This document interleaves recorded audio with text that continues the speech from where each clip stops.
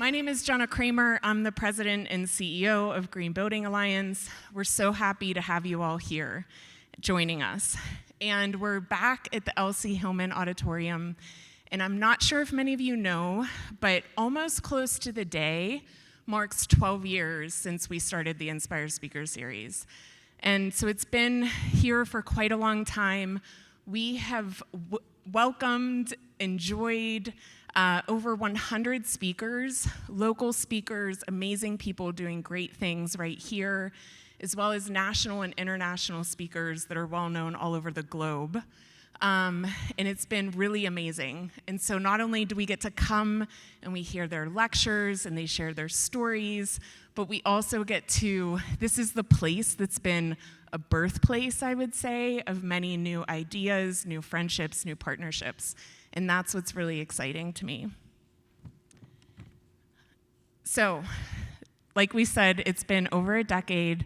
And one of the reasons why we started Inspire Speaker Series in the first place is that we felt like people were really hungry for inspiration. And we could sense the urge to talk through hard topics that weren't really being discussed in other places. We also know that research about inspiration, and I'm sure all of you know your lived experience research about inspiration, it opens up a whole different part of yourself, a different part of your brain, of your heart, and it allows you to reimagine new possibilities and opportunities, and you start to think about things through a new lens. So it feels like another moment in time, if you all agree, that we might need a little bit inspiration. So our region, our country, and our world are facing a point in time that will define us for years to come. The wars in Ukraine and the Middle East, an impending national election that brings equal parts hope and fear, an ever-growing climate crisis where we have seen the worst devastation in the past year than ever before in the US, from Maui to the Southeast right now, and what communities are facing every single day. These are some of the things that are on our minds tonight, especially as Rosh Hashanah marks the Jewish New Year during such a tumultuous time, but it also represents the importance of healing the earth and the world. Also, we see this moment as an unprecedented opportunity. If you all have not heard the word unprecedented when it talks about federal funding in the last year, raise your hand. Anyone? So if you couple that to actually implement your sustainability vision and the dreams, as well as private investment, community commitment, we are in a moment of time to do just tremendous things together.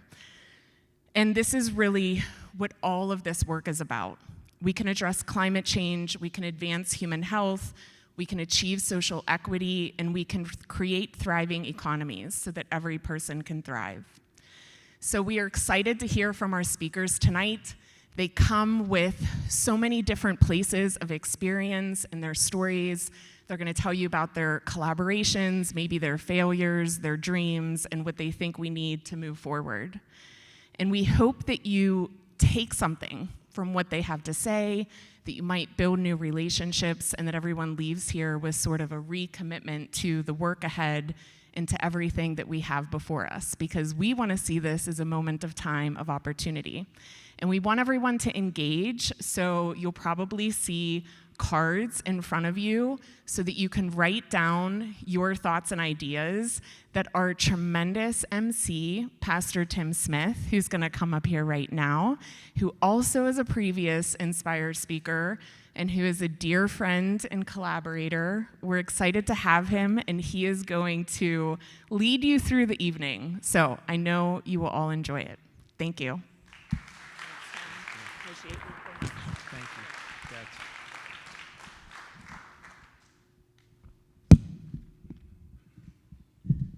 Well, it's really good to be here. I was here, I don't know what it was, 2016 or 2015, I don't remember. Somebody remembers, but I think I did this back in the day. And it's just been a really great experience walking with Green Building Alliance and so many of you that have done this great work. I'm sitting at a table with Joylette Portlock, who I knew her face.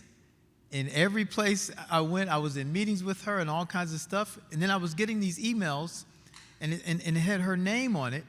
And there was all these people on her emails, and my name was on there, and I didn't understand why my name was on there because, you know, I had been in meetings with her and didn't know who she was until tonight, till I sat down next to her. I knew her face, but I didn't know her name. So I had a whole different person in my head. I was thinking about a whole different person. I think she might have been a little shorter or taller. But I'm excited to hear all of these talks because I do know some things about some of these folks here, and this is going to be a real treat for all of us. Can we just take 10 seconds, you all, to just 10 seconds of silence? We're going to have a good time tonight. We're going to have a great time hearing some great words, but just 10 seconds to think about the folks that are really struggling right now and some of the things that are happening with the wars that are going on and different things like that. Let's just take 10 seconds of silence. Just 10 seconds.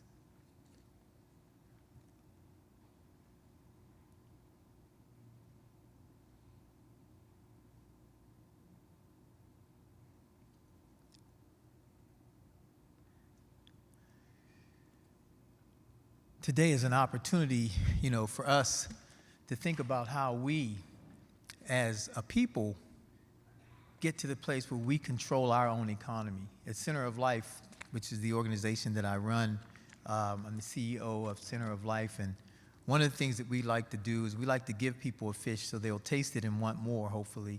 We like to teach them how to fish so that they will be able to feed themselves and their families. But then we like to take it 2 steps further. We like to teach them how to own the pond that they're fishing in so they can put people to work.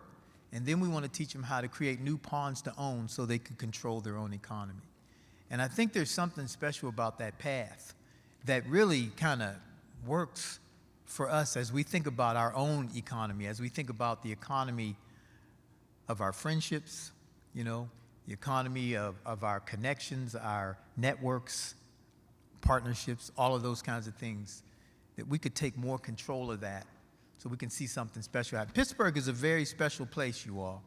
Everywhere I go, I meet people from Pittsburgh, and when we see each other, we don't know each other, but when we see each other and find out we're from Pittsburgh, that's a thing. That's a thing. And if you cut us, you'll see black and gold. You'll see the black and gold coming out of us. All right. Well, so let's go to our first speaker. Our first speaker today is Bill Peduto, our former mayor of Pittsburgh. Prior to serving as mayor, William Peduto served 12 years on the city council, partnering to establish the tech ed med industry and led Pittsburgh's progressive movement. During his tenure, Pittsburgh was recognized nationally and internationally as a model city, receiving awards in urban excellence for tech, sustainability, and infrastructure and equity.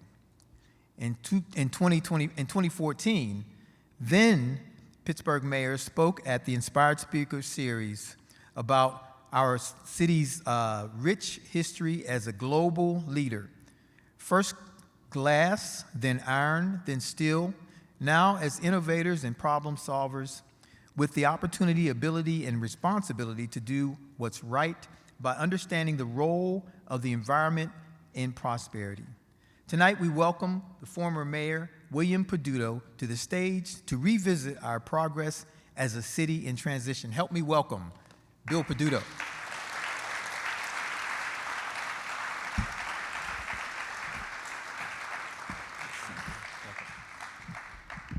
So 10 years ago, Pittsburgh was a different city.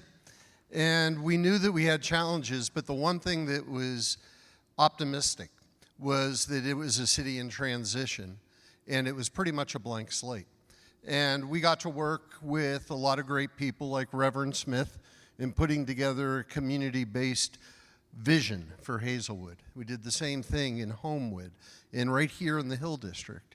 And we built that around this understanding that the best type of progress comes from the bottom up. But we also created something during these past 10 years that very proud of, and that is a new economic theory for 21st century urban areas called P4. An economic equation that doesn't have a single bottom line of how much tax dollars it will bring in and how many jobs it will create, but one that's centered around people, planet, place, and performance.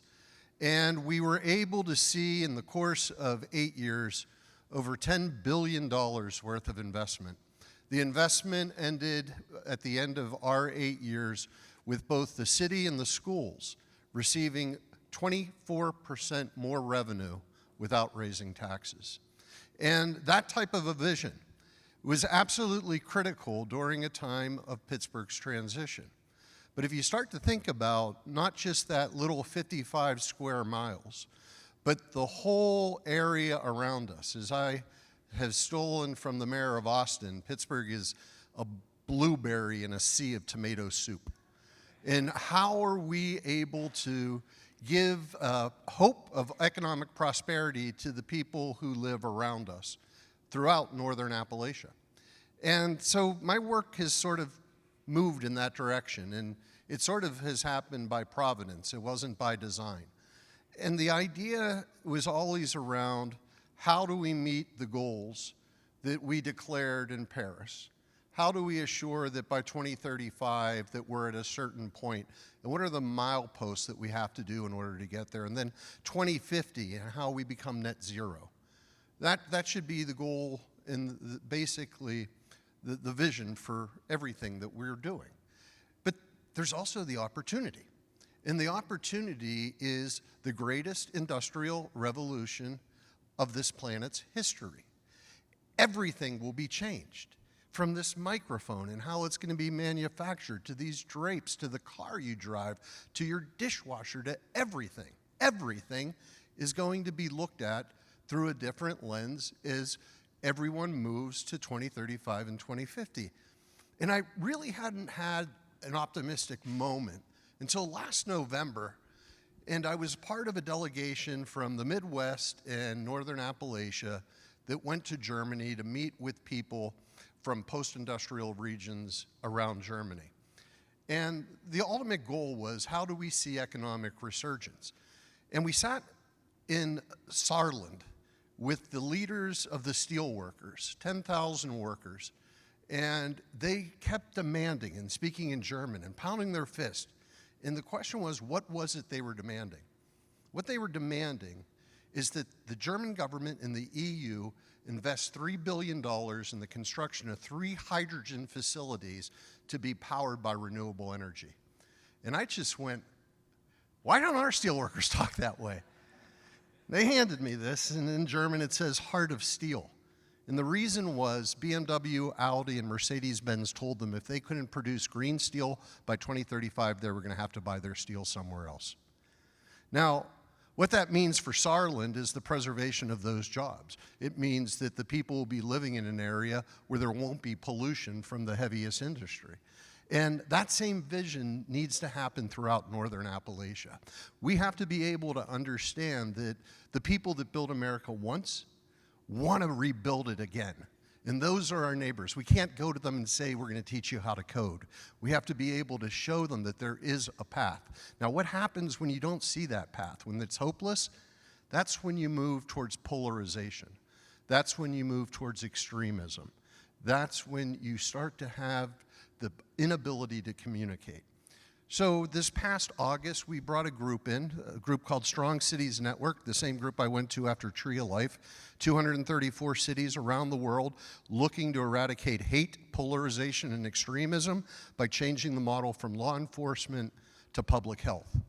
And for the first time, 20 cities, the mayors and the senior officials, came to Pittsburgh in order to be able to have the conversation about what policies and programs they need to implement. During that hearing, it was announced that Pittsburgh would become the North American hub for Strong Cities Network, joining the Baltics, Western Europe, the Middle East, North Africa, West Africa, and South Asia.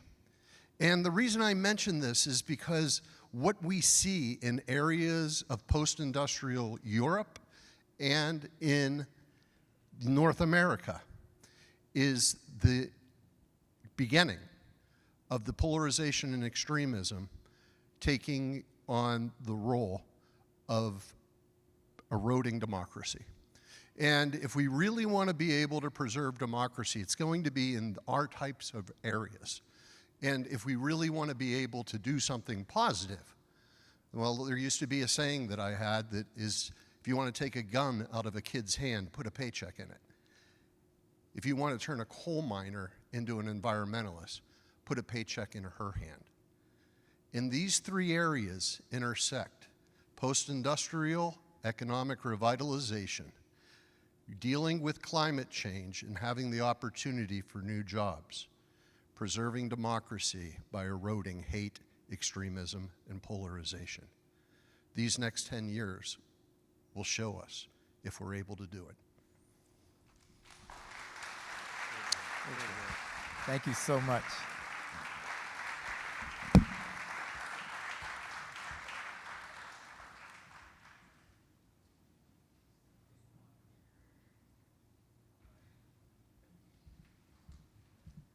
So what I forgot to tell you all, that after each speaker, we're going to read one of the questions that address one of the statements. So on this one here, it says, one impactful lesson from our region that best informs the future is, and it says here, the skill and dedication to manufacture,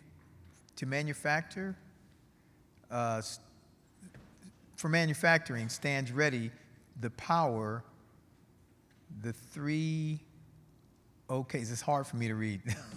Energy, economy, reliability. Somebody wrote this, might be able to help me with it because I can't read it. But the skill and dedication to manufacture stands ready to power the true clean energy economy, renewable energy systems, and circular materials management. thank you. Let's give her a hand for that, you all.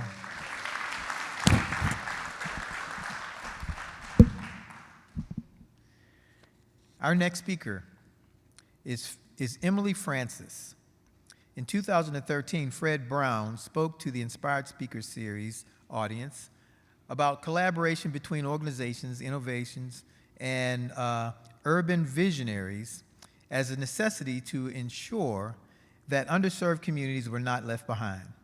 Fred could not be here with us tonight, but in his stead, we have Emily Francis, director of the Greater Pittsburgh Nonprofit Partnership.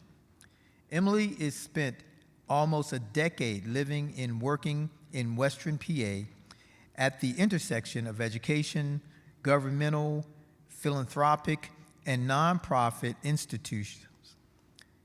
Emily's personal mission is creating space for funders, policymakers, community members, and nonprofit leaders to build supportive, trusting networks that empower individuals and drive prosperity for all. I have heard Emily speak, you all, so you're in for a treat.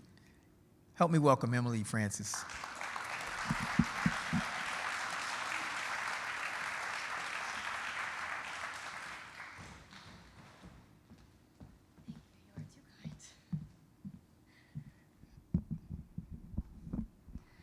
Just under 10 years ago, I came to Pittsburgh as a student of the Graduate School in Public and International Affairs from the University of Pittsburgh.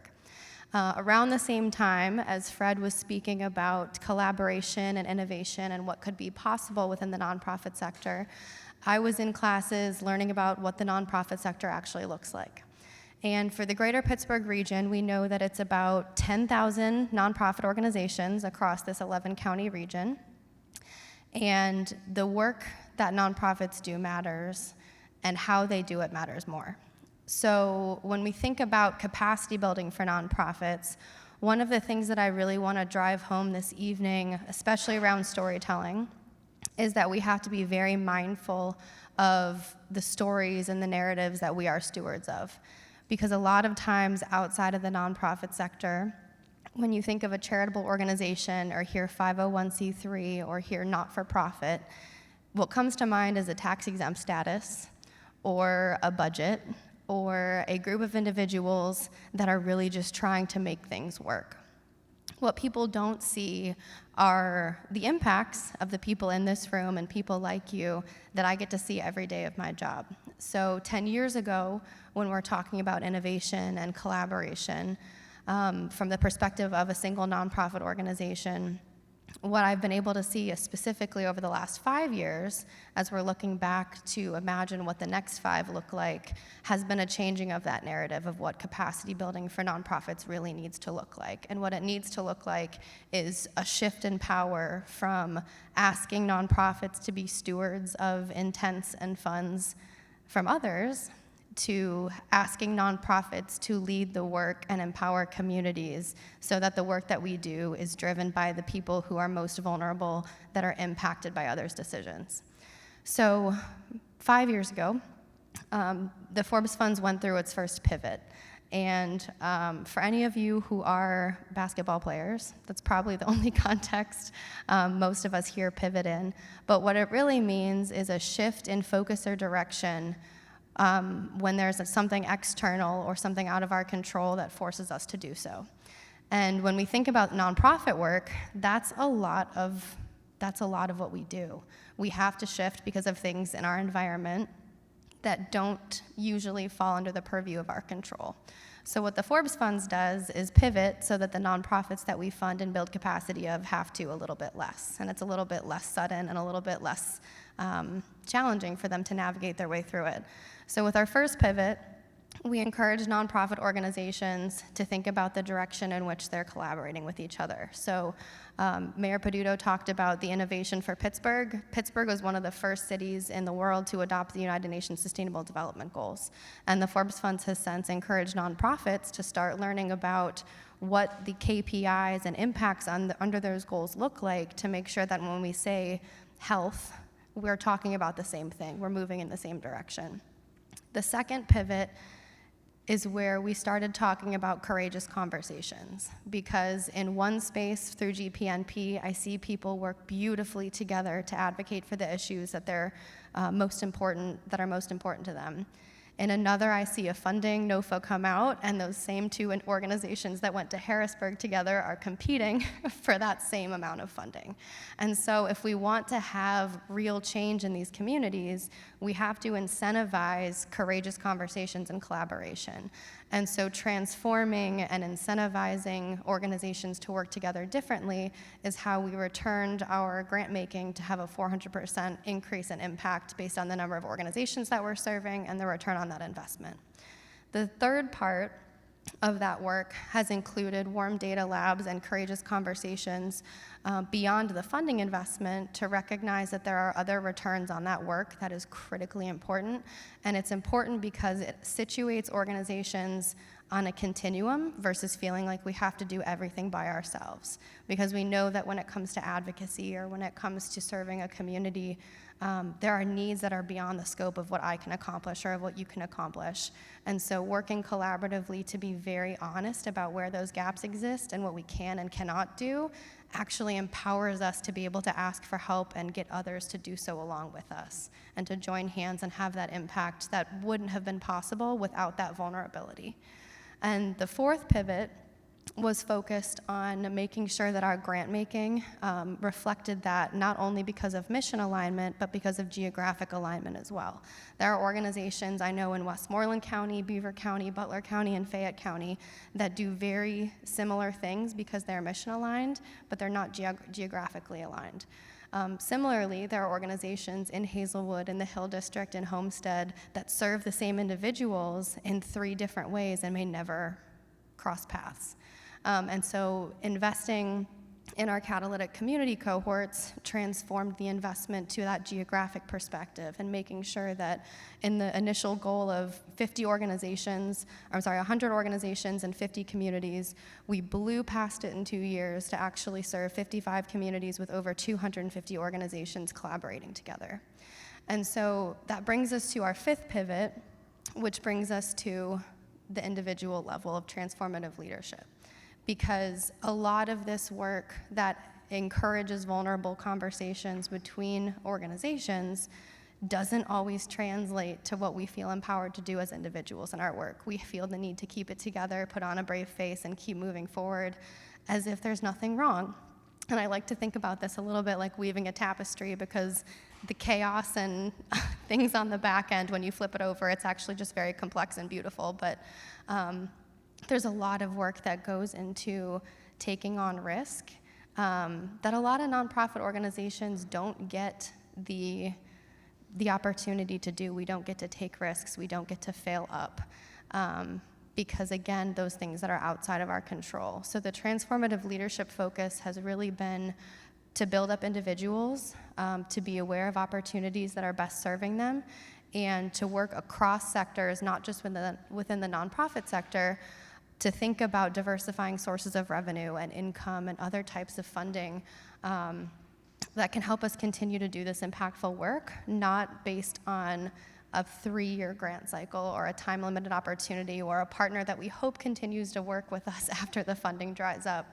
And so with those 5 pivots, especially over the last 5 years, we've seen some really excellent forms of collaboration. But the reality is that we also have to recognize that because so many things are out of our control, we can continue building the capacity of organizations to succeed as the system is currently built, or we can empower them to change the system.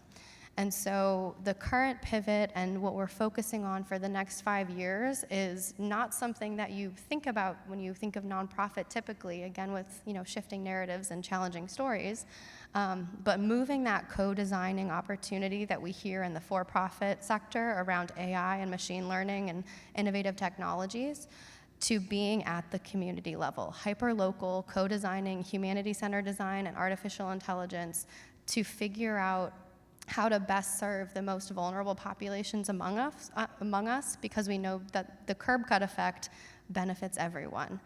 And so with this artificial intelligence taking away some of the administrative and time-intensive tasks that we've implemented with 90 individuals across 36 organizations, that time that they've saved has actually been reinvested into doing the transformative, risk-taking, relationship-building work that we always talk about but rarely get a chance to do.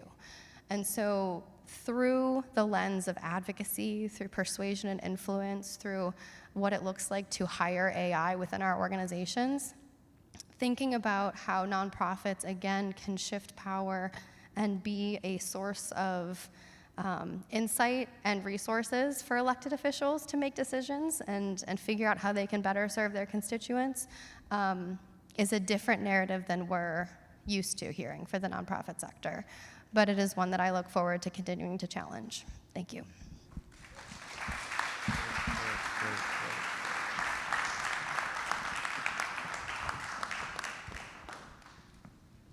Another question? Pick one from the bottom, okay. All right, here's the next one, you all.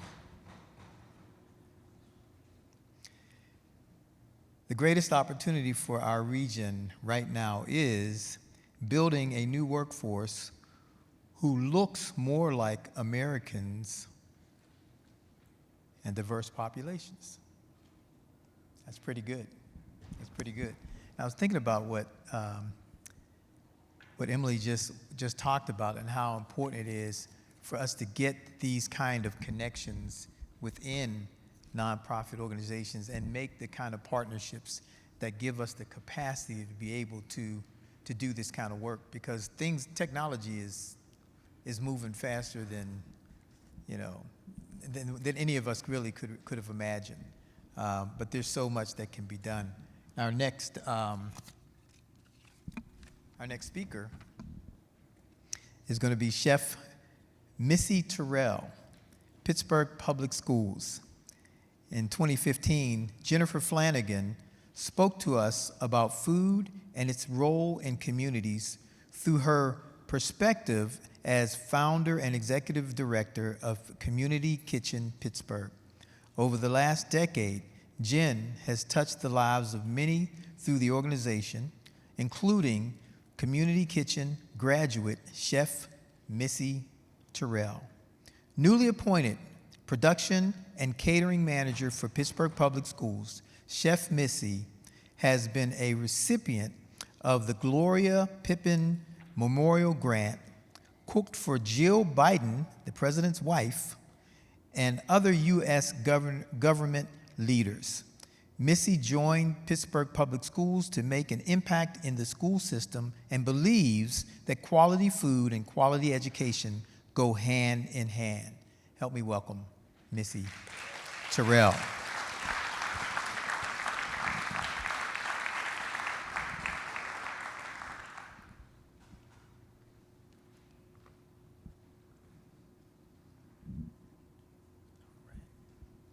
Hello.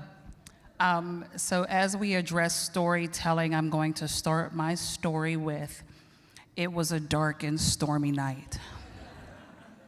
No, I'm just kidding, but it was a really cool thing to say, and I just felt like I wanted to say it here on this platform. But I don't think that anyone had really talked to me about how dark and stormy some of the days I would have on this culinary journey. So to go back a little bit, I got a terrible phone call in the middle of the day at work, and it was from my son's doctor. And he said to me, well, I think it would be best if you just went home. And so I'm completely caught off guard, and I'm like, well, what do you mean go home? And he says, well, your son is gonna need full-time care.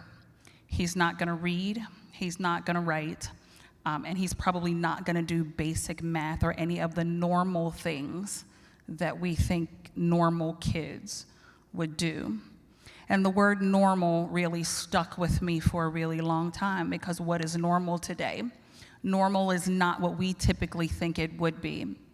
And so I took his advice, and I sat in my car for about a good 4 hours, and all I could do was cry because my son had a diagnosis of autism.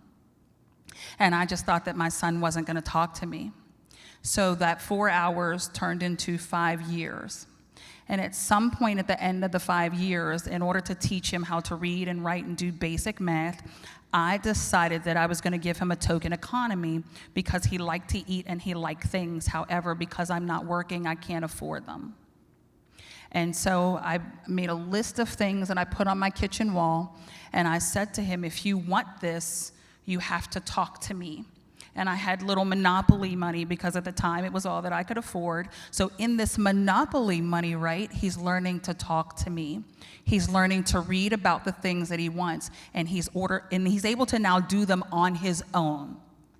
And so one of the things that I did was I would teach him how to make old school recipes. And I said to myself, well, what happens if he's making them on his own?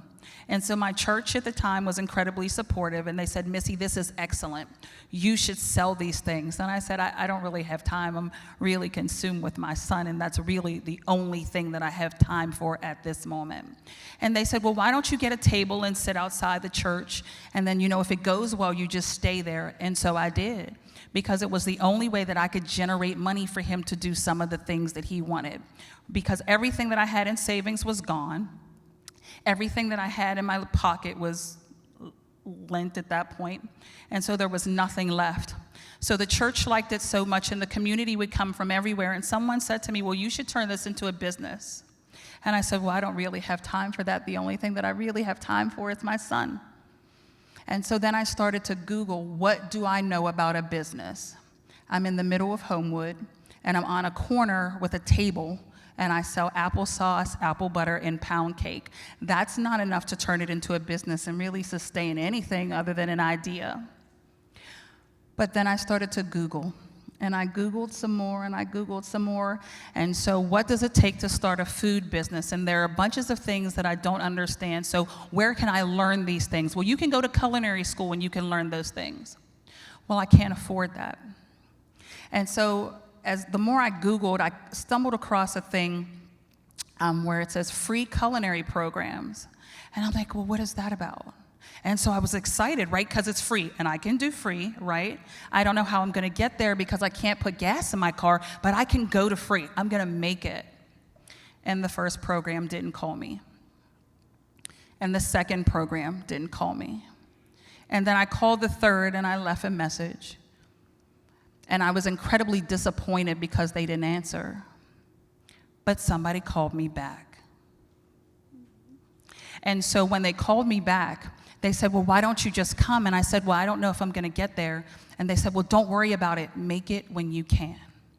And so then I went to Community Kitchen, and here's what I learned. I learned how to sustain myself.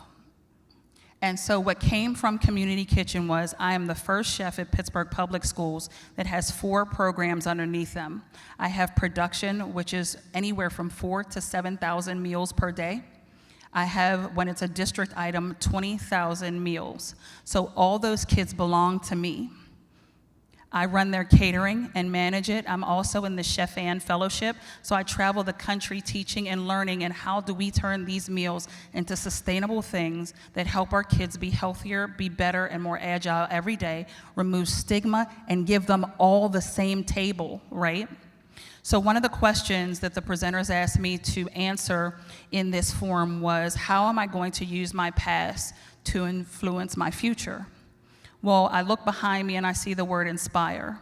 And the thing that I have to start with first is the I, because I have to make a commitment to be in it, right? And then if I'm in it, then I can inspire. So the thing that I want to tell you is that it can be done. It can be done from anywhere.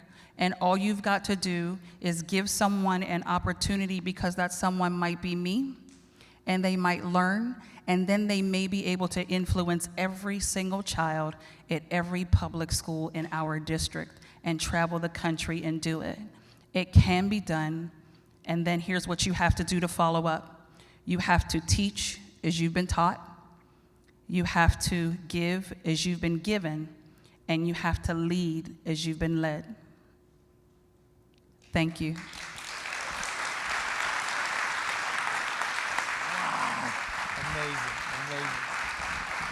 Amazing, amazing, amazing. It's amazing. Thank you. Wow. All I can say is wow. I mean, I was, when she was talking, I was thinking about how when you're doing this kind of work, when you're working with kids in schools, you meet all kinds of kids and all kinds of students.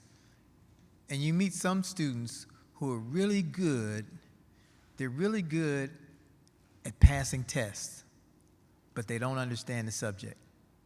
Then you meet some students who are terrible at passing tests, but they understand the subject. It's the weirdest thing, because in between a lot of that is the grade. There's a grade for these kids, you know? And there's some kids that don't do well taking tests, but they have a real good, comprehension of things. And figuring out how we teach to the child is so important. How we make sure that we're in the same room, in the same path. But that story just, is so motivating. That's so inspiring, so inspiring. Here's the next one, you all.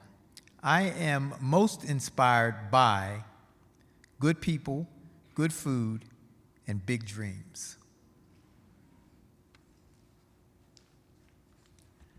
Our next speaker. Our next speaker is somebody I've been seeing forever. No, that's not on here. but I'll do it right this time. Our next speaker is Dr. Joylette Portlock, Executive Director of Sustainable Pittsburgh. Sustainable Pittsburgh works with hundreds of partners in the region, including local government, nonprofits, and the business community, to empower decision-making that builds a fundamentally equitable, resilient, healthy, and prosperous region. Dr. Portlock works her work focuses on building community around sustainable topics with a particular interest in making important scientific, technical, and complex information accessible and useful. Almost 8.5 years ago, as a leader of Communitopia, Dr. Portlock presented the importance of talking about climate change and the vital need to do so with hope. Tonight, she shares her perspective on the next steps in our journey towards a sustainable tomorrow. Let's welcome Dr. Joyolette Portlock.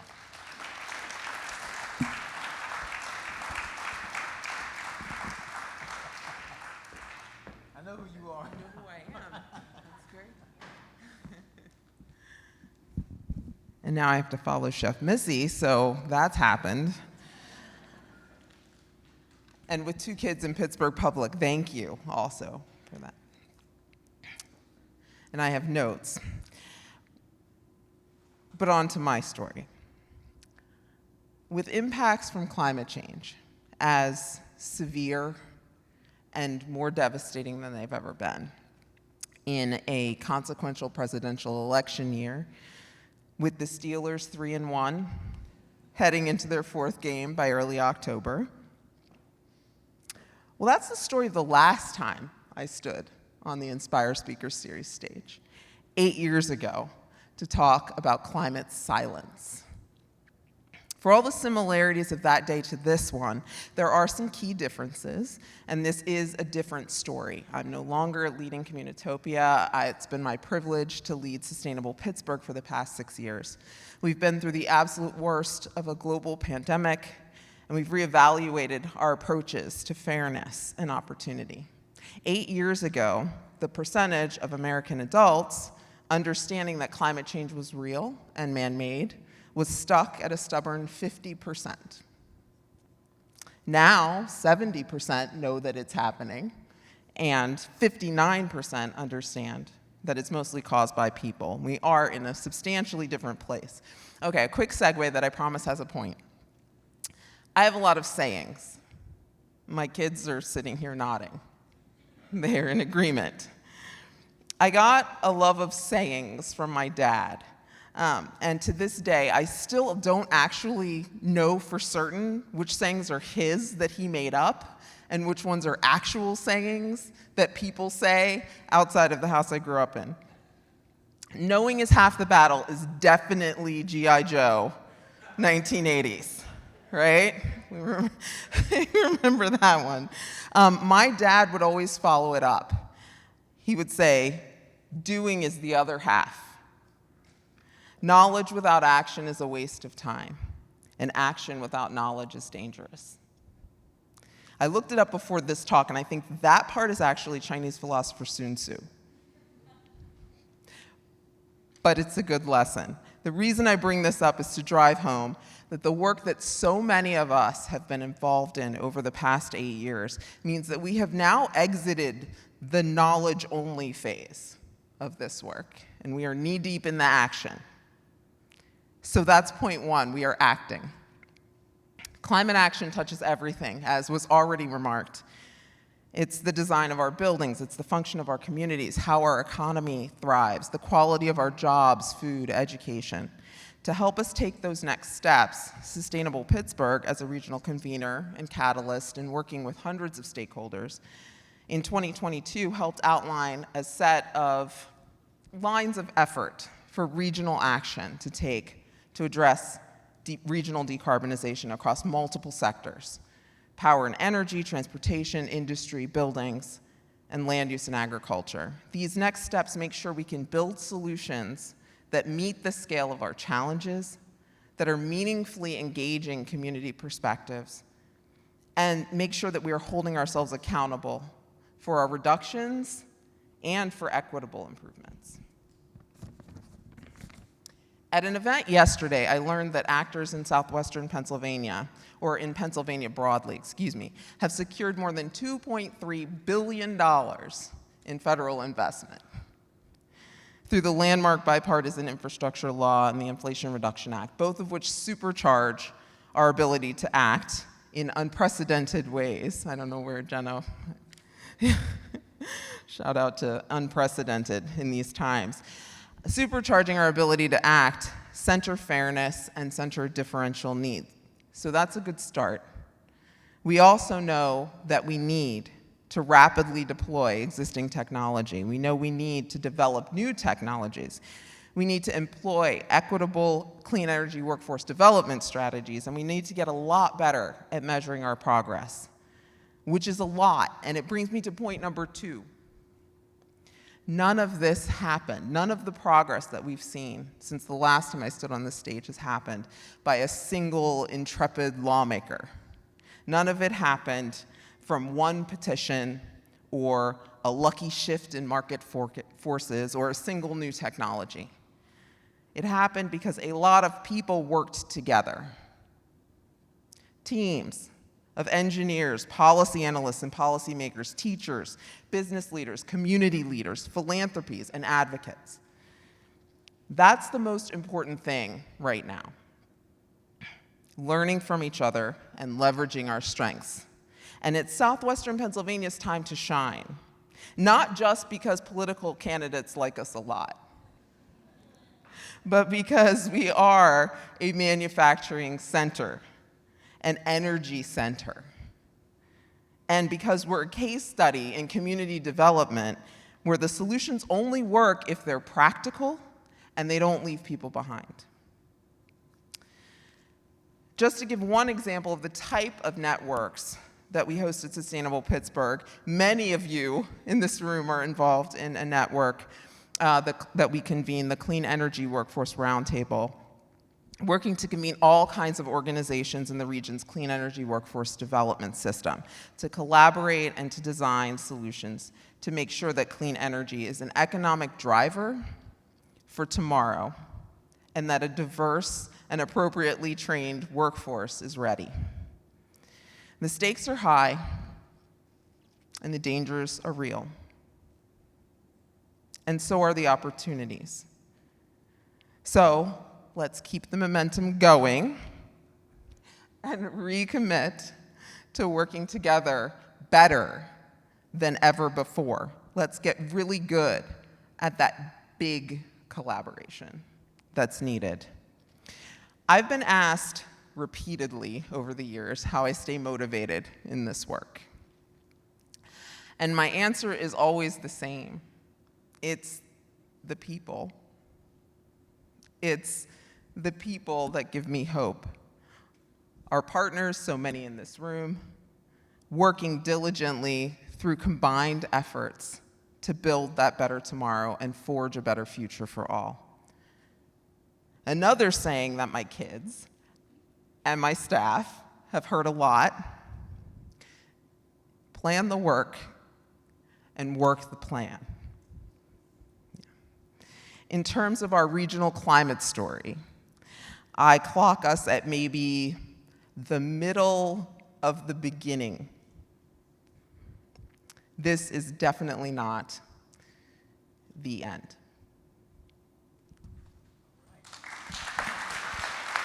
We dropped the mic. Great work, great work, great work, great work, great work.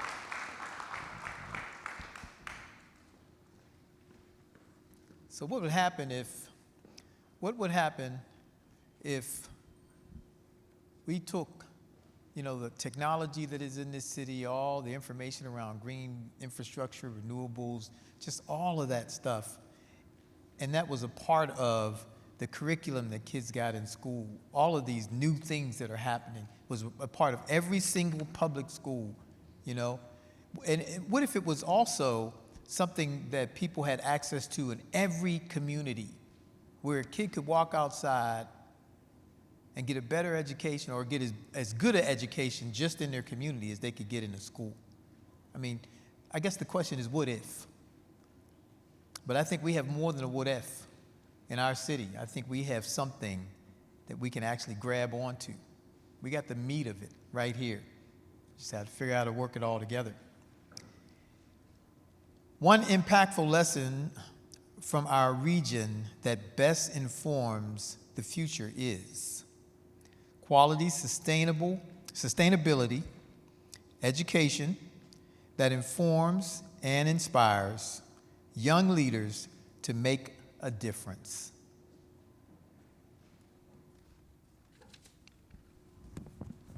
And our next speaker is Alyssa Kolodowski. Did I get it? You know, I practiced this for hours. Okay, so anyway, 412 Food Rescue was last represented at the Inspired Speaker Series in 2016 when former CEO founder Leah Lizarondo shared the story that led to the creation of 412 Food Rescue. Nearly a decade later, current CEO Alyssa Kolodowski, am I saying it right? No. Okay, Cholodowski takes to the stage to continue that story. A seasoned nonprofit leader with deep experience in the Pittsburgh region, Alyssa spent 10 years serving in multiple executive roles at United Way of Southwestern Pennsylvania, Family Services of WPA, and Western PA and Western Virginia chapter of the Crohn's and Colitis Foundation of America and the Vietnam Veterans Leadership Program. Let's welcome Alyssa.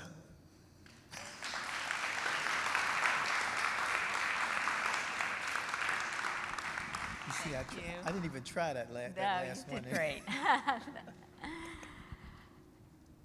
Waste not, want not was a phrase I heard often in my childhood from my grandparents. My grandmother when she was cooking dinner, my grandfather when he was in his garden picking vegetables. They were the quintessential older adults who had lived through the Great Depression. They knew scarcity through that experience, job loss, sickness. Like much of our country, their neighbors and friends had experienced this as well. So from that experience shaped their whole lives. They imparted the wisdom to their children, to their grandchildren, that nothing was to be wasted, resources are finite, and things have a purpose beyond a one-time use. They used everything. Recycle, reduce, reuse were quite phrases that we heard in our childhood a lot, and they were quite creative in the way that they would repurpose things. So food was never wasted in their house or when they would visit our house. They kept string, rubber bands, newspaper. I see nodding heads. Sounds like our grandparents. If a piece of equipment, an appliance broke, it was fixed, it was repurposed, nothing was thrown away. One of my favorite examples is if my grandmother had a run in her pantyhose and her stockings, she would give them to my grandfather, he would cut them up, and he would stake his tomatoes in his garden using them. It was a great repurpose, it worked. They also were very in tune to the interrelatedness of wildlife, land, and people. They lived in this house. You can see the winter scene in rural Ohio. They had a septic tank and well water, which city kids from Pittsburgh, when we would visit, we thought this was very exotic. But they understood that anything that went into the land, chemicals, pesticides, whatever, would end up in the groundwater, eventually into their well water, and also in the natural spring that fed the pond where we all swam in the summer. So from this experience, I learned organic gardening. My grandparents very rarely, if ever, used any pesticides on their flowers, their vegetables, because we were also eating those as well. I remember a time when my grandfather had an infestation of Japanese beetles on his plants. He hand-picked them off, put them in a little jelly jar that, of course, my grandmother had saved, and probably a little gasoline or kerosene or something to kill them, other than he liked to smash them too. Put a jar together, and that was how he disposed of it. So I learned to garden organically. If he had more produce than we could handle, which was often the case, it went to neighbors, friends. If they learned, my grandparents, of a family in the community that was struggling, remembering their time in the Great Depression, they would give that family a basket of food from their garden. So I learned about the world, asking questions, listening and learning, and from that I went into a career first off in environmental work. One of my first favorite jobs was recycling coordinator for Allegheny County, where I spent my time talking to the community about reduce, reuse, recycle, all the things I had learned from my grandparents. I had a worm bin that I took to schools to show kids about composting and organic gardening. And it was a great career. From there, I went on to human service nonprofits, where I learned about helping to raise money for people who were struggling and needed help with their basic needs, food being, of course, the most basic of needs, remembering again the lessons, waste not, want not, of my grandparents. So here I am now, the new CEO as of April of 412 Food Rescue, an organization that's connecting the dots between food waste and food insecurity. Our co-founders, Leah Lizarrando and Giselle Federman, were struck by the fact that 40% of food was wasted. This is food that is grown, produced, trucked, shelved, marketed, and then ends up in the landfill where it gives off methane gas, where it contributes to climate change. This is good, healthy food that can still be used. So on the flip side of that, the other part of the equation is 1 in 5 people in our community in Pittsburgh and across the country struggle to put food on their table. That could be because they can't get to a grocery store, they may not have enough money to afford food for themselves and their families. There may not be a grocery store in their neighborhood that they could even get to. Might be a person with disability, an older adult with mobility issues. But the fact is, no matter what the reason, there's plenty of food in this country and nobody should go hungry. 412 Food Rescue was created to address this dual issue, food waste, food insecurity.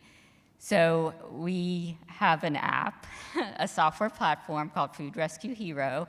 Many people here may be familiar with it.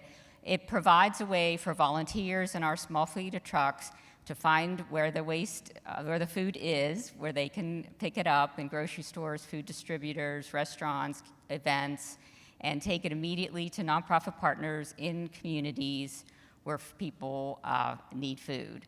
So it goes right from the store to people so that they can use it for their dinner or lunch or whatever the next day, that day.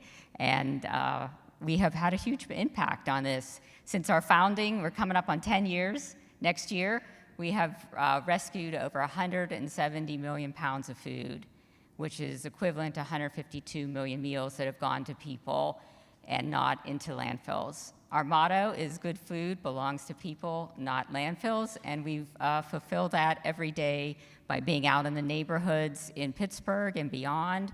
Actually, our Food Rescue Hero software platform is being used now in 52 other counties across the country and in Vancouver, so we can claim to be international. But we know that this problem is not just a Pittsburgh problem, it's not just a Western Pennsylvania problem, it's a global issue. And we know that the impact that we're making here in Pittsburgh, where we started, can have a wider audience and a bigger impact across the country as we expand our work to other food rescue organizations in those cities and states.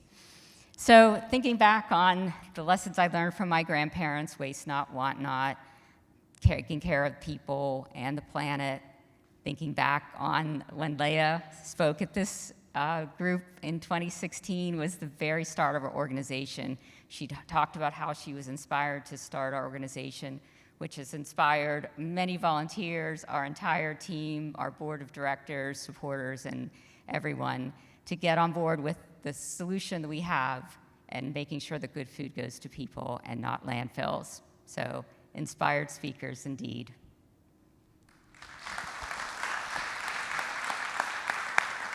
You guys do wonderful work, wonderful work. You know, I was thinking with 412 Rescue around, nobody should ever go hungry. I remember growing up in our house, and my mom could take just a few little ingredients, and we'd have food all week long. All week, nothing got wasted. I'm from the house that you ate what was put before you, or you didn't eat. You know, we needed we needed to have my mom on the 412 rescue thing, because she would have figured out how to take all kinds of stuff and work miracles with it. Okay, here's the next one, you all. I am most inspired by people who are kind, creative, and make Pittsburgh a great place to live. With a smiley face. There's a smiley face on there. That's what I want too. Our next speaker, Patricia Culley. Bolin Chewinski Jackson. Bolin Chewinski Jackson is an award-winning national architecture firm celebrated for design and enrich the spirit of place. As associate principal, Patricia Culley is passionate about exploring design strategies to create a healthier built environment. She is a former board member of the Green Building Alliance and has been honored with the Pittsburgh's 40 Under 40 and the AIA Young Architects Award. Patricia's last spoke at the Inspired Speaker Series in 2018 as part of the Biophilic Design Summit. She returns to the Inspired Speaker Series stage tonight to shed light on the current hurdles of implementation different sustainable frameworks through her recent work in K-12 design. Let's welcome Patricia Culley.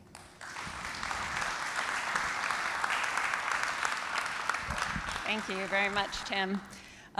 So it's been really great hearing all these stories, and they really are inspirational. It's wonderful to hear about, what nonprofit organizations are doing in the city, what we're doing with food, and I just hope that I can share just a little bit of a story about the built environment through my practice at Bolin Chewinski Jackson. It's a bit of a tongue twister.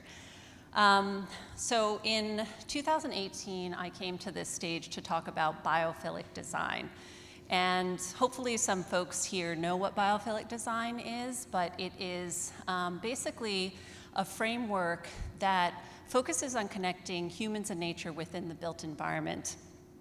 It also recognizes that all of us here, we spend so much time in the built environment that it actually has some adverse effects on our health, our wellness, and our ability to connect to one another and to nature. So biophilic design, back in 2018, I spoke with Amanda Sturgeon from the International Living Future Institute, who is really at the cutting edge of promoting biophilic design.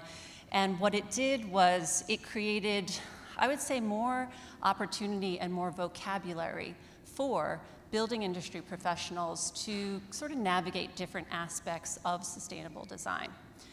So, 10 years ago, if you think about it, building professionals really didn't have as many resources and skills and knowledge to navigate a comprehensive sustainable design approach.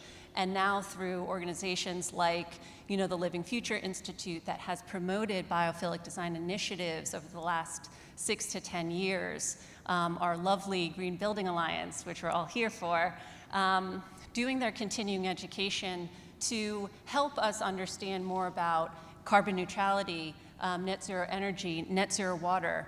All of these things are tools to expand our toolkit to create a more sustainable built environment. So, how are we doing? Are we making a lot of progress? Are we doing this quickly to create a really sustainable built environment in this neighborhood? Well, I would argue maybe we're not doing enough. We have the knowledge, but why aren't we making enough progress yet? Well, I would say that maybe we don't have this sense of urgency. So even though we have this big toolkit, we don't have that sense of urgency. We keep making these incremental steps, but it's not going quickly enough, and we're coming to the point where we're almost out of time, as Jenna was saying, as other folks were saying. So what do we need to do? We need to create more of a sense of urgency within the broader building industry and within civil society. So I want to talk a little bit tonight about some of the work that we're really proud of that we've been able to do with Bolin Chewinski Jackson. Again, that's a tongue twister.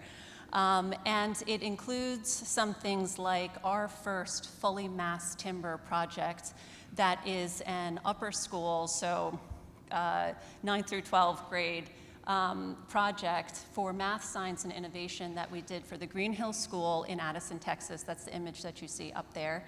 I want to talk about the work that we've done with the Quaker Valley School District to create their new public high school in a way that really is forward-thinking with sustainability, that focuses on having both a really strong indoor environmental quality, but starts to then pull in concepts of biophilic design and some of these other sustainable design aspects to really connect the students through programs with that large natural environment that they're going to have. Quaker Valley School District is right here in Lee Township in Pittsburgh. And also some of the work that we've been doing with the nonprofit Waldorf School of Pittsburgh that just built their Heartwood Annex, which is the first project in the country to register for the core green building certification. So all of these things, we're really proud to not only create projects that are beautiful and super ambitious from a sustainability perspective, but also help to push that level of urgency that we really need. All of these projects that I mentioned just so happen to be also in the K through 12 design realm. And this is sort of a design realm that's a little bit new to me. I've done a lot of work in higher ed. I've done a lot of cultural work. But with this K through 12, what's really great is not only are we able to create sustainable projects, but also pull in the students and have them be part of the design process. That's something that's so important because what we are recognizing is that, you need to have youth engaged in the conversation. These are the folks who are going to be the future leaders. So we need to make sure that we're hearing their voices. They have so much energy, so much sort of care and interest and concern, and we want to make sure that they can be part of the design process.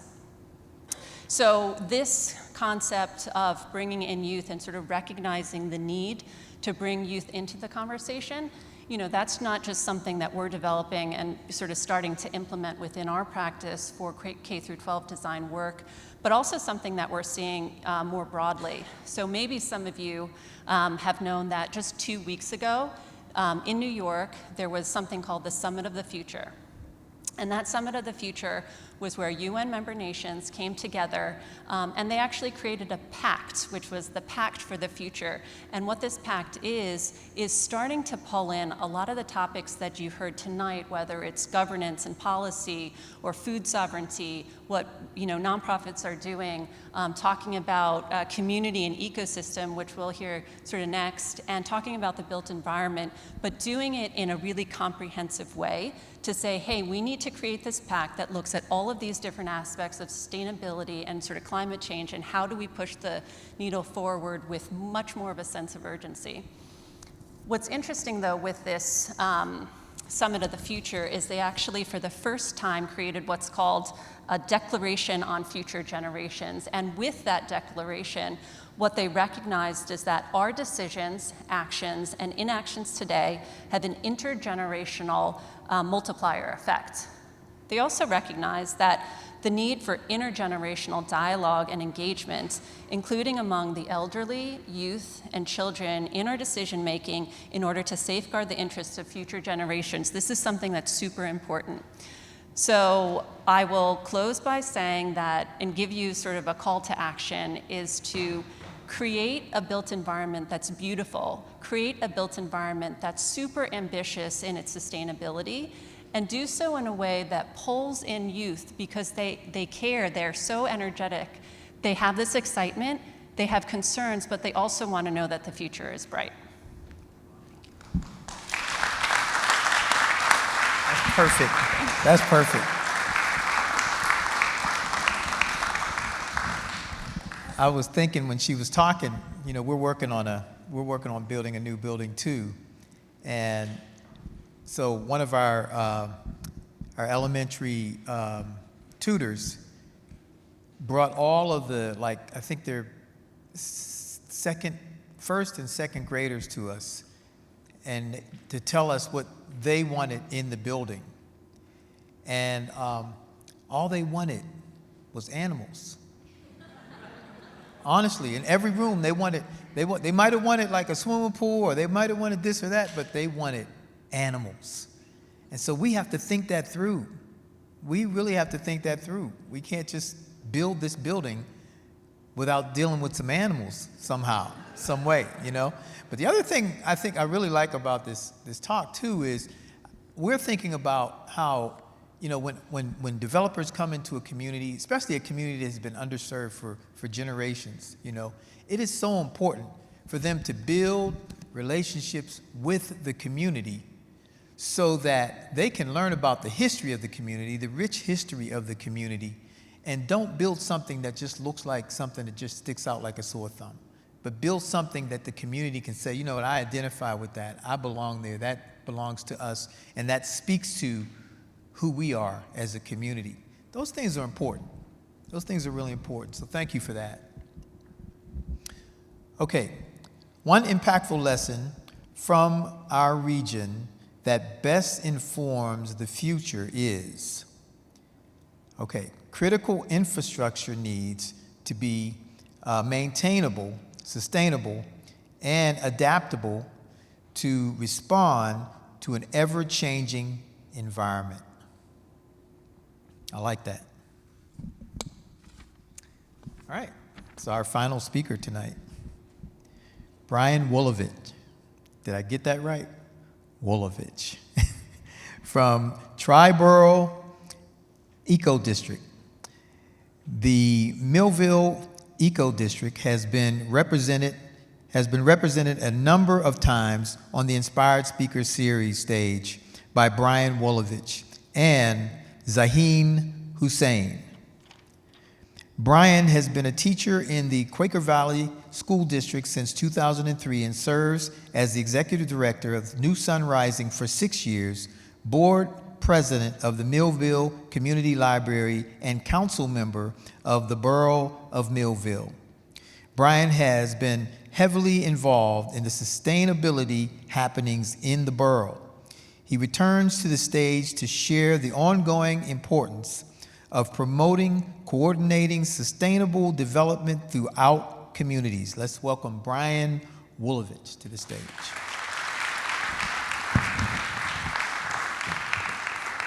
Thanks, Brian. All right, Tim. Go. All right. Thank you. So, early 2000s, not a great place to be in Millvale as we're working through a series of floods. All right. Shout out to Mr. Smalls, indeed. So as we work through 2004, 2007, repeatedly getting knocked on our keisters, we learned a lot of things. When you meet somebody at 1:30 a.m. in your backyard with a pickaxe for the first time and they show up and say, "How can I help?" These people are real. Pastor George would rally the troops and just show up. When you meet somebody riding in their truck on the street, just shouting, "Don't drown our town, come to the community meeting." Then you meet someone named Janet Ziff, and you realize, Melissa's laughing, you realize people can be really honest and can be tremendously helpful when they're up against the wall. But you don't find out until you're there. Resiliency is to be celebrated. Resiliency is also something people get tired of being resilient all the time. All right, so it is both. Well, in Millvale's story, it's not about floods, but we can't help but draw straight lines to things like Hurricane Katrina and the responses, what's going on right now in our southern communities, and the resources that may or may not be flowing. I mean, we're a country that can do anything. We have so much if we direct it in the right way, if we have the commitment, if we have the sense of urgency. But this is not a story about flooding. This is a story about how a community responds to these challenges and says, "Hey, I've got an idea." We saw the best of people. When people come together in responding to natural disasters, there is no isms and schisms. People just show up for each other. And those people who show up, you know that they're real and you know that they'll be there, but how do you harness that energy and that heart at a time it's more proactive? So we launched something called the Millvale Community Library, a concept to start Millvale's first library. It was hundreds and hundreds of volunteers from 2007 to 2013, but we finally got that thing open. Very proud Melissa Mason is our current director, and very happy Melissa's here tonight. But that work is just a testament to what people, when they're pushed to an edge, can do together. Now, this can't happen without design partners. This can't happen without people to help push us in the right direction. I'm a little bit hyperactive myself. I'm a full-time school teacher. I work on this stuff a lot. If anybody out there is a workaholic, I understand you, okay? Well, this is the work we do, and this is what we put together. I was fortunate enough to meet Christine Mondor, a brilliant designer who helped us create the Millvale Eco District. We would work through that and launch it in 2013 when I was here last time, and through that time period, we had a lot accomplished. We were able to create our community gardens and make real strides around goals of food, energy, and it was food, water, and energy. Water, of course. We would relaunch that plan after we accomplished 80% of those goals in only 3 years. We thought we were dreaming high. We were not. We relaunched that, and we're currently implementing that process. So 2016, a sad, sad election by my estimation, launches us to reach out to neighbors in Etna and Sharpsburg and say, hey, do you guys want to work together to amplify what we're doing? We create the Triborough Eco District out of that. Over the last 8 years, we've been implementing, designing, working together. We spent 18 months with no funding, just meeting once a month, breaking bread together. We move at the speed of trust, okay? Trust takes time. And now we're at this place where Etna and Sharpsburg, they're rocking and rolling. They've got their work, they're implementing it, they're making it happen. So in Millvale, we're thinking about root to rise, the concept of root to rise. So we're going deeper in our own work, but we're also asking the question, who else would like to be a part of bringing this work to your community? Who else would like to look at a peer-to-peer model? We know what's ugly, we know what works, and we can learn together. So I'll just point that out there. If you know any communities that are interested, we're looking for a date. So with that, thank you very much. That is great. That is great. Stay here, stay here, stay here. We want all of our speakers to come back up, if you would, please come back up. We just want to make sure. Yeah, let's give them a hand, everybody.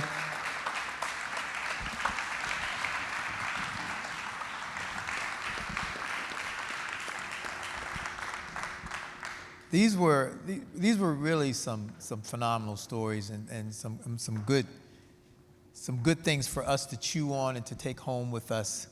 And we have a couple questions that we want each one of you to take a stab at, okay? And the first question is, what do you think is the greatest opportunity for our region right now? And we can go from right to left or left to right.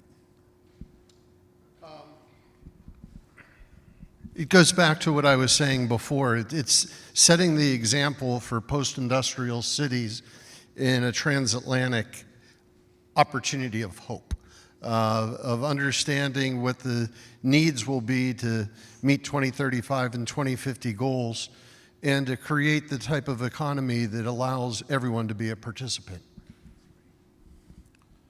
For me, it's giving people a reason to get on board with this work, that there's hope and that there's commitment, and whether it's school shootings or climate change, we're going to do more than hopes and prayers and a shoulder shrug, and that we're going to do something about it, and it's worth investing your time and energy. I would say we actually have resources now. We have resources and we have willpower now that we haven't always had to make important changes that can benefit all. So I think our biggest opportunity is that we have the chance to turn ideas into practice, and we should not squander this moment in time. I would like to echo Joylette's optimism, especially in terms of momentum when it comes to public-private and public nonprofit partnerships. I was in the last decade of work that I've done in the nonprofit sector. Being in Harrisburg towards the end of last year was the first time that I had sat across from an elected official who asked me, how does this impact the work of the other nonprofits that you're working with? Usually you hear, you get 30 minutes, what's your one ask, keep it straight. And it was the first time that the elected officials were saying, like, how are you collaborating? And I really think that, especially given that blueberry and the tomato soup and working across party lines, since we have nonprofits that do so many things, that's a huge opportunity to get bipartisan support for a lot of the work that we do.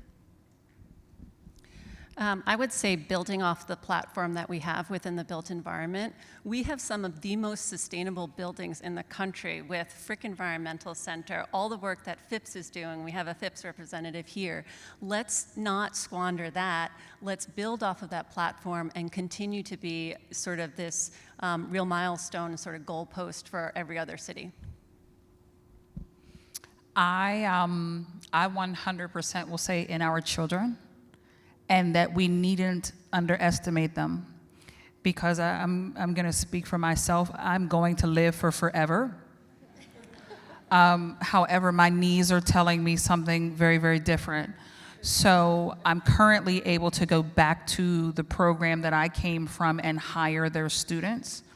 In my facility, I'm working with programs that are implementing these culinary things with kids, because now they can see someone that looks like them, that sounds like them, and that understands that story, to now put them in positions to understand sustainability and food waste and food justice and those type things, so that they are now able to go out and do the things.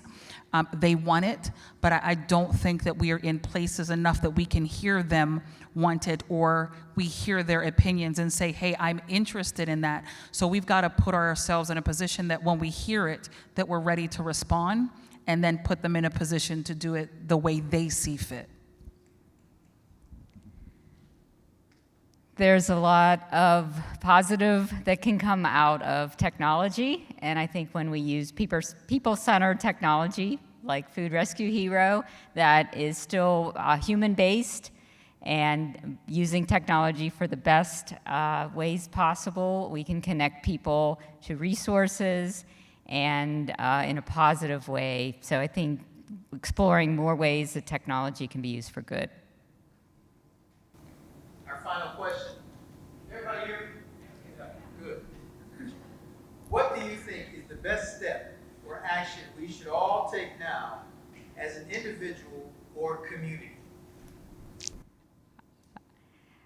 I think make sure you're registered to vote. If you are not registered, do it ASAP. If you are registered, check to make sure your registration is up to date and valid, and make a plan to get out and vote on November 5th. It's our vote for change. It's our basic power that we have as individuals. I think you have to find people in other places that do the things that you don't do, and not be so naive to think that you know all the answers and you've got it all covered, because you don't. And so being able to collaborate with other organizations and people that are doing different things than you are. My boss always tells me that he is not the smartest person in the room. However, he surrounds himself with smarter people so that we can do a better job and do a more efficient job when collective minds can come together to get it right. I would echo the sentiment on voting, number one. And then I'm going to just reiterate what I said in my talk, that make sure that we're engaging the future generation in all of our conversations, because we can't do it without them. I would say admit what you don't know and ask others to join you. For voting, right, that means encouraging other folks to vote and having courageous conversations with folks who disagree with you. And so I think that moment of vulnerability around, moving at the speed of trust is so important, that if we can create cohesion in a lot of different ways, it'll move the needle in, one way, in a really meaningful way. I would say, and my answer is going to focus, I think, really on connection. I mean, as an individual, if you already are connected to ways and other people to do this effort, if you aren't, connect. And if you already are, connect more. I think that regionally, we are very good at small collaborations, 2 to 5 partners or organizations. We're really good at that, and we've built a lot that way. To get to the scale of the challenges we're now facing, we have to get a lot better at bigger collaborations and figuring out how to amplify that effort to match the scale of the challenges. So I would say, you know, let's do that. Let's figure out how we can all do that. For those deep in the activist space, just keep going, which the exhaustion is real, the progress is real. And so myself and people in that find themselves in that space, just coffee, rest when you can, coffee when you have to, but do it, keep going, it's worth it. So the strongest organisms are those that are created through cross-pollination. It's just part of nature. It's also true in creating organizations that have sustaining power. Find those groups and individuals that you look to as examples and amplify them, empower them, make them part of your ecosystem. Even though it may not align perfectly, it's that type of partnerships that will help to create organizations that can change things. And I would just say, out of all the choices that you have in your life, choose love. Choose love. It's not always a pretty package, but over time, it works. And I think right now, the old Beatles song comes to mind. All we need is love, you know. And somebody else made another song about love. There's so many songs about love. But we think about love and hearts and flowers all the time, but love doesn't always look that neat. But when it goes the distance, we see sort of a peaceable fruit that comes up for us, that brings us together and keeps us together. It's not just a matter of coming together, but it's really a matter of getting together, you know. And I think that's what we heard from many of our speakers here tonight. Let's give them a round of applause. They were great tonight. They were great.